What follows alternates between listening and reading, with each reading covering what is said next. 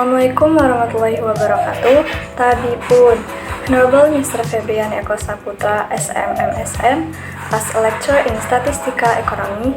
Hello everyone.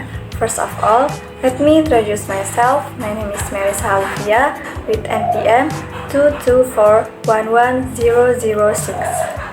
Di video kali ini, saya akan membahas mengenai teknik sampling. Pengertian daripada teknik sampling yang pertama yaitu teknik pengambilan sampel menurut Sugiono pada tahun 2001, yakni teknik sampling adalah merupakan teknik pengambilan sampel.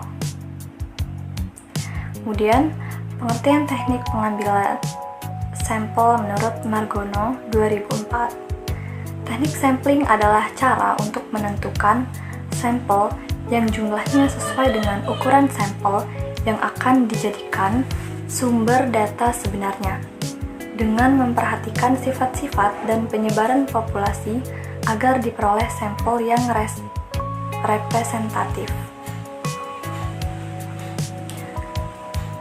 Kemudian, teknik sampling adalah yang dilakukan untuk menentukan sampel. Jadi, sebuah penelitian yang baik haruslah memperhatikan dan menggunakan sebuah teknik dalam menetapkan sampel yang akan diambil sebagai subjek penelitian. Kemudian yang berikutnya yaitu teknik-teknik sampling. Teknik dalam sampling ada berbagai macam. Di sini terbagi menjadi dua, yakni probability sampling dan non-probability sampling. Untuk probability sampling merupakan metode pengambilan sampel dengan mengasumsikan seluruh sampel memiliki kesempatan yang setara untuk menjadi objek penelitian. Teknik ini merupakan teknik pengambilan sampel penelitian kuantitatif. Probability sampling ini terbagi menjadi 5 jenis, yaitu pengambilan sampel acak sederhana, simple random sampling. Teknik pengambilan sampel acak sederhana ini merupakan teknik yang dilakukan dengan cara menjelaskan bahwa semua anggota populasi memiliki kesempatan yang sama untuk dijadikan sampel penelitian. Cara pengambilannya adalah dengan angka undian. Kemudian yang kedua yaitu pengambilan sampel acak sistematis atau systematic random sampling. Tipe kedua adalah sampel acak secara sistematis yang sesuai dengan pola tertentu. Yang umumnya, pola yang digunakan teknik ini adalah dengan mengambil interval atau kelipatan dari jumlah populasi dengan jumlah sampel yang akan dipilih.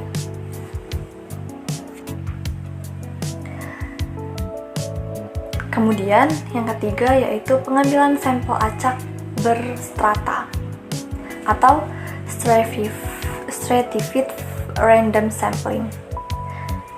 Merupakan teknik pengambilan sampel yang dilakukan dengan cara mengelompokkan anggota populasi sesuai dengan tingkat tertentu, yakni seperti tiang, tinggi, sedang, dan rendah. Kemudian yang berikutnya yaitu pengambilan sampel acak berdasar area atau cluster random sampling, yaitu teknik pengambilan sampel yang ditentukan dengan berdasarkan pada kelompok suatu wilayah dari populasi penelitian. Kemudian yang kelima yaitu area sampling atau multi-stage sampling. Merupakan teknik yang digunakan dengan menggabungkan antara beberapa metode sampling secara bersamaan dengan tujuan supaya efektif dan efisien. Kemudian untuk yang non-probability sampling. Non-probability sampling ini merupakan lawan dari probability sampling. Jadi, pengambilan sampel yang dilakukan tidak secara acak. Maksudnya, pengambilan sampel tidak diberikan kesempatan yang sama kepada setiap sampel yang dipilih. Teknik ini biasanya dipilih ketika populasi belum atau tidak dapat ditentukan secara pasti. Nah, dalam teknik ini juga terbagi menjadi beberapa bagian yang terdiri dari 6 jenis non-probability sampling. Yang pertama itu ada purposive sampling, di mana purposive sampling ini menentukan sampel berdasarkan kriteria yang telah ditetapkan oleh peneliti. Kemudian untuk yang kedua yaitu snowball sampling, merupakan teknik pengambilan sampel yang dilakukan dengan cara wawancara kepada sampel pertama untuk mengambil sampel berikutnya dan secara terus-menerus hingga kebutuhan sampel dapat terpenuhi seperti bola salju. Kemudian untuk yang ketiga yaitu accidental sampling, merupakan teknik pengambilan sampel yang sifatnya lebih insidental.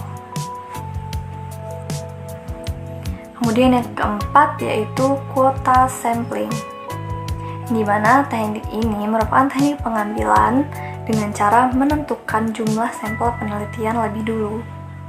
Kemudian yang kelima, teknik sampel jenuh, teknik pengambilan sampel yang menggunakan seluruh populasi sebagai sampel. Teknik ini digunakan ketika populasi yang akan diteliti kurang dari 30 orang.